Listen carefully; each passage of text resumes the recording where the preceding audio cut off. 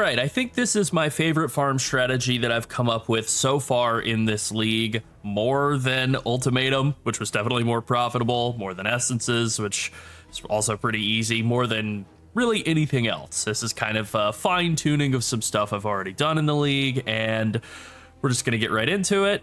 Hi, it's Lerald, and this is how I've been farming about 15 divines per hour, actually more than 15 divines per hour, actually quite a bit more than 15 divines per hour, just by farming corrupted 8-mod maps. Before I get into that, don't forget to like and subscribe. All right, let's now jump right in.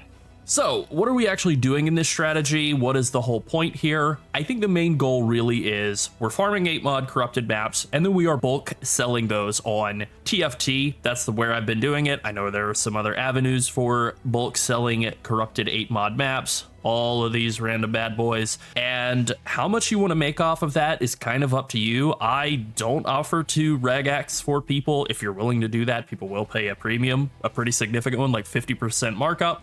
But I would rather just kind of sell it all quick and fast and take a hit on the actual price that I'm making, and I'm okay with that. So I did a couple of farm setups here just to kind of compare some things. As you can see, I farmed a lot of maps. I've also sold a ton of maps. Previously, this was full all the way out, and this Jungle Valley map tab was also full all the way out, but this is just like a random dump tab full of corrupted 8-mod maps. This used to also have a bunch of maps in it. The point is, I've been farming a lot of maps. And this tab right here only took 20 maps to fill up to the level that it's at. So let's go ahead and look at the spreadsheet first here. And this is the more recent 20 map test. Only 20 maps, not like enough of a sample size to go. This is conclusive data about certain types of drop rates or anything like that. Tier 17 drop rates, for example. But this is the latest 20 map sample that I did of 8-mod sewer cartographer singular focus map farming.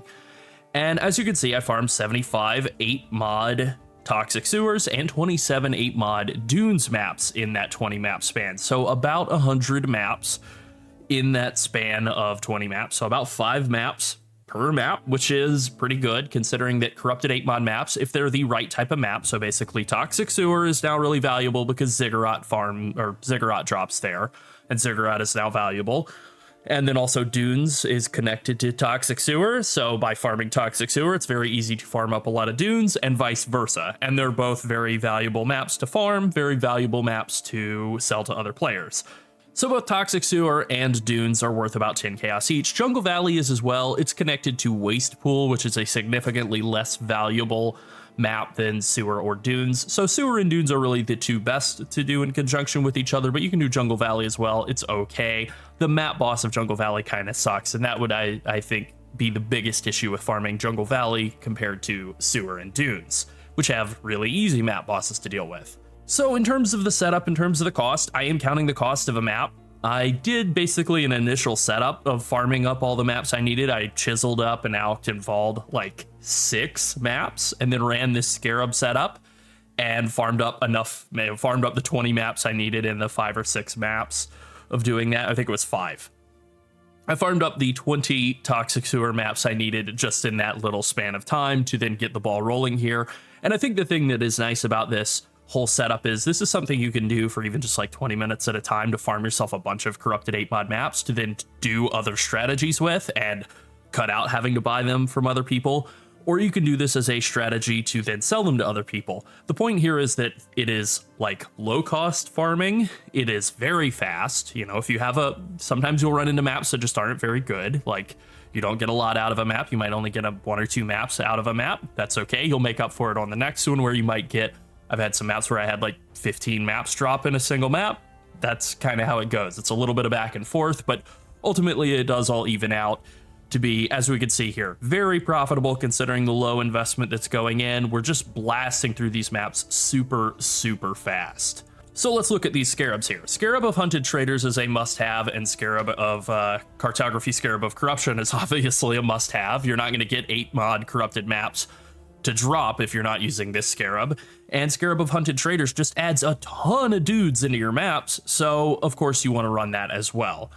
Then the other 2 cartographer scarabs that you can run are kind of up to you. There's basically 2 options you can run for the other 2 slots. You could sort of mix and match them in one of three configurations, right? You can run 2 cartography scarabs. You can run 2 cartography scarabs of duplication. Cartography scarabs give you 50% increased maps each, and duplication gives you 30% chance to duplicate, so 30% more maps. It's kind of like, I don't know, maybe there's another experiment to be done here in comparing like 100 maps farmed with 2 of this, 100 maps farmed with 2 of this, and then 100 maps with 1 of each. I've ultimately just opted to kind of split the difference and go with 1 of each. Cartography scarabs of duplication are like 6 or 7 chaos each, and cartography scarabs, just regular style ones, are like 1.5 chaos each. So there's a pretty significant price difference between the two. I really like the sort of the pop of getting 2 maps at a time, and although it has not worked out for me in either of my 8 mod map farming setups, I farmed 28 mod Dunes maps without singular focus, and I farmed 28 mod Toxic Sewer maps with singular focus. And in both cases, I got 6 tier 17 maps, and I got 0 duplicates on those 6 tier 17 maps. So in both cases, I think I kind of got shorted, basically. I think I probably should have gotten about 8 or 9 fortress maps, especially if we look at the total number of maps here. I think I should have gotten about 8.5 fortresses just to drop at all. Maybe that number's a little high, but at the very least, I should have gotten a couple of duplicates, so this should be about 8. And then the same goes with the ziggurats. Maybe I'm right around where I should have gotten the correct number of ziggurats to drop, but then definitely should have gotten some duplicates. I just got very unlucky on both of those. I can live with it. Ultimately, I'm not upset. Like, I'm fine with this. It's still 15 divines per hour just in terms of maps. So that is another thing. I've been doing this with all of the currency strategies lately. Isolating the currency strategy, only talking about the cost of doing it and the time of doing it and then the profit from doing it. So I'm not including any of the divines that have dropped, which I've gotten divines in both of these 20 map samples. I'm not including any of the other junk like Einhar's Memory of the Sacred Grove. That's pretty cool. I've gotten tons and tons and tons and tons of all flame members to the point that I've had to like just throw them into tabs. I have gotten valuable corpses. Am I going to include that in the profit here? No, you're not necessarily going to get the chance to create an additional item corpse in the span of 20 maps, but I did in both of them. So, you know, that's a couple extra divines. So that's why I say, like, you'll make at least 15 divines an hour doing this strategy. And I do think that we're deep enough into a league. The prices on all of these things are set enough that even if a ton of people started farming this, I think more than anything, it would just be more difficult to sell the maps. You might have to cut the price from 10 chaos down to 9, which, you know, yeah, okay, maybe that would affect your profit margin a little bit, but I don't really think it's all that much because people need a lot of maps. The demand for maps is always going to be high. So if the supply goes up, you know, still going to be a lot of people wanting maps. And also you can use them for yourself to do other farm strategies. And now you have this supply of very valuable maps to do those farm strategies with. So just to kind of cover the last little base, we're just doing quant on the map, and that is because this is what our Atlas passive tree looks like. It is a very normal back to basics setup, except unlike a lot of the tier 17 back to basics setups where you would drop all of the map nodes and just take scarab nodes everywhere. We have dropped a handful of scarab nodes, basically this side over here and these 3 here, in order to get all of the small map, higher map tier chance. And that is because, as we kind of talked about in some of our previous map farming videos where we weren't doing 8 mod corrupted maps, we were just doing regular maps and mainly pushing to get more tier 17s than anything else.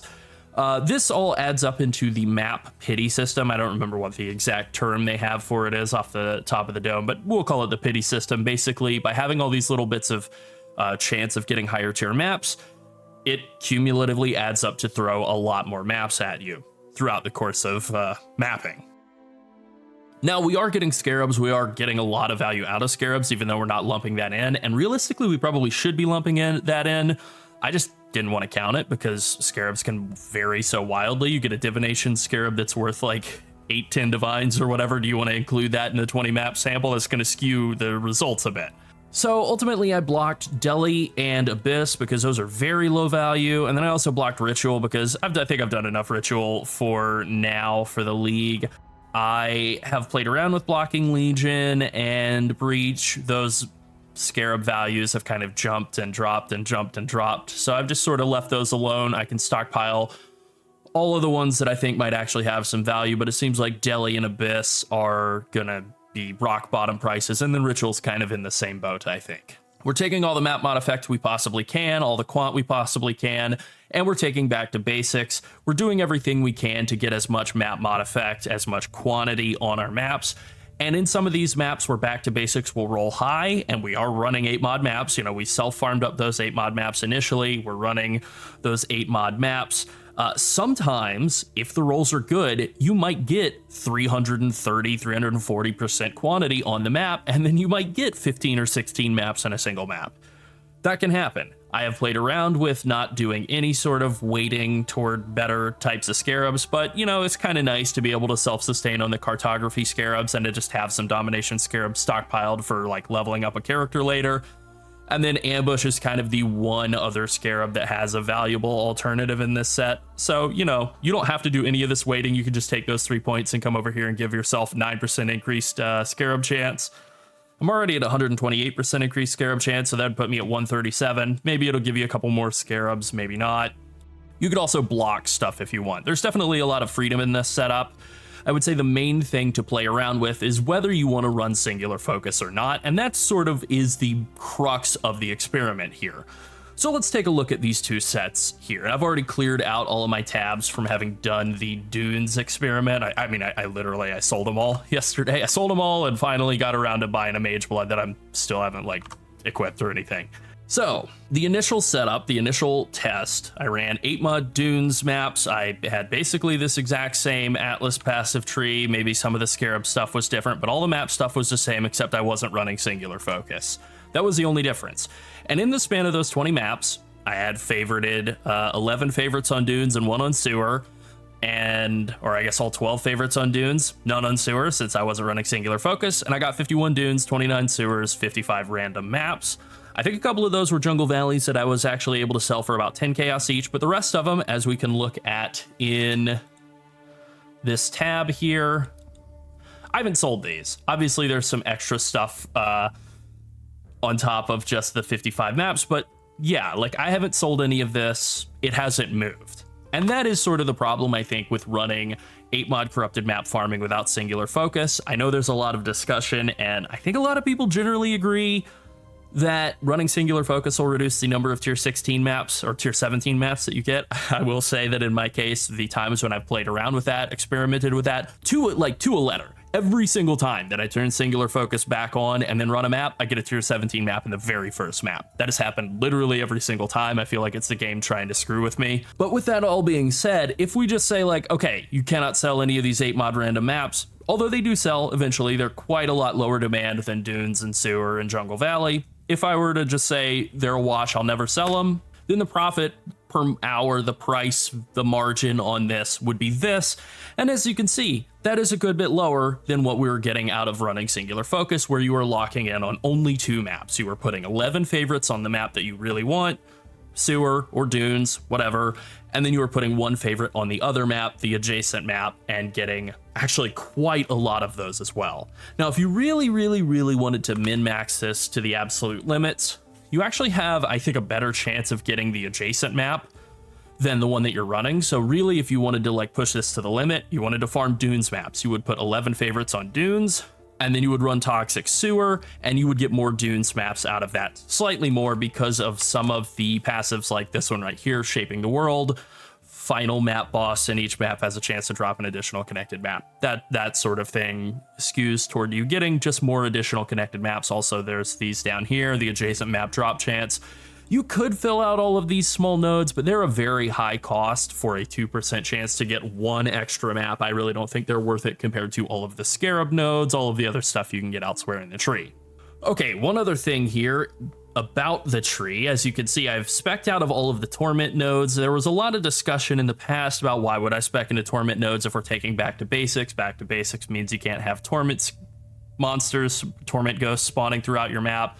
Why take Eternal Torment as well? I'm still taking Eternal Torment because I just want there to be more rares in the maps, more chance for them to drop valuable stuff. It's the same reason I'm taking Invasive Adversaries. It just means more guys, more chance to get stuff out of them. And then as for the Torment stuff, the issue with Torment is that the Lantern of Aramor can still interact with and spawn Torment ghosts. It can still have monsters in the maps that are tormented. So if you see that, instead of going ahead and like pressing go and just going into the map, you can stop. You can spec out of some of the scarab nodes around the tree and fill up all the torment nodes if you want, and increase the amount of stuff that is dropped by all of those tormented monsters in that map. Is it worth it? Probably not. It kind of seems like a lot of minutia to sit there and spec out of, what is this, 3 points here and 3 points here. You know, spec out of 6 points worth of scarab nodes to get like 60% increase quant from these 3 points here, and then 30% more quant from this point here. I don't know that I care. I think, you know, ultimately the point of this strategy, kind of the reason that I've been enjoying it, is that I can like set a movie on and sit here and farm through 40 maps in the span of watching a movie and not really pay attention to anything other than just clearing through the maps as fast as I possibly can and picking up all the maps to drop and throwing them into the dump tab and just, you know, having a good old time. Not really spending that much time focusing on actually playing the game, just sort of zipping and zooming. So I wouldn't bother with that. All right, as for customization or doing anything kind of fancy with this strategy, I really don't think there's actually all that much room for flexibility for other scarabs. Like, I think anything like throwing in mysterious scarabs, getting barrels instead of these cartography scarabs of duplication or the regular cartography scarabs, or throwing in scarabs of adversaries, getting more rare packs. I actually think those would all just be worse. I think that really the best possible setup you can go with is the hunted traders, the corruption. Those are kind of like mandatory. And then I think some combination of regular cartography or cartography scarabs of duplication is going to be the best bet for the remaining scarabs. And I just kind of like the mix of the two. They seem like they would have a multiplicative interaction with each other and be the most cost-effective approach, rather than running, you know, 2 of the cheapo scarabs. And instead of 2 of the cheapo scarabs or 2 of the expensive scarabs, you just do kind of 1 of each. I think that is really the best way to hedge your bets. And it has worked out pretty well for me thus far across both like a couple of small sample size tests and then also just like a bunch of kind of, let's get a feel for this, see how I like it, spam run like 40 jungle valleys and farm up a couple hundred jungle valleys and sell those all off. And I have to say, this has all worked out pretty well. I really have enjoyed doing this. Like I said at the start, I think this has been my favorite farm strategy just because it is so simple. It doesn't really require a lot of thought. It doesn't really require a lot of expensive investment. The chances of dying are pretty low. The penalty if you do die is just that you lose a little bit of time, which is not that big of a deal. And in general, I would say I'm blasting through these maps very, very quickly. I think if I had one little change I would make, I think the dunes probably took very slightly longer than the sewers, the toxic sewers, you know? So something like this, like probably slightly, somewhere between like 1.5 to 2 minutes on average for completing the sewers. And that's full clearing, like 0 mobs remaining. Not that you have to do that. That just sort of happens naturally as you clear out a toxic sewer. Everything is really cramped in there really nicely. It works very well for Toxic Rain Pathfinder, whereas Dunes, you know, Dunes is a good map for pretty much every build. And sometimes they'll be pretty quick, 90 seconds in and out. Sometimes they might take a little longer if the map mods are bad. You know, you get increased monster life, maximum monster life, and then you get a very nice back to basics roll on that. You get like 70% increased or more map mod effect out of back to basics, and now all the monsters have like 2.5 times as much health as they would normally. That map might take you 2 minutes and 15 to 20 instead of the usual like minute 50. Ultimately, concluding here, I think that the difference between running singular focus and not running singular focus, it doesn't really seem that significant in terms of the tier 17 map drops that I've played around with all expansion or all league long. I know a lot of people have said that singular focus definitely reduces the amount of tier 17s that you get, and that makes sense to me. It's probably true. But in the case of running this, in the case of specifically target farming corrupted 8 mod tier 16 maps, I think I still prefer to run singular focus. I feel like you're able to more easily lock in on the maps that you really are wanting to bulk sell. And I think it's worth it just for that kind of convenience alone, as opposed to trying to bulk sell random garbage maps. Those are just a lot harder to move. All right, I think that pretty much covers it. This isn't really a very complicated strategy, as you can see. You put in the scarabs, you set your map device to quant, and you go run the map, you pick up the maps that are in the map, and then you sell the maps to other people who want to run maps. That's pretty much it. All right, that's it. Thanks for watching, and have fun farming maps. Bye.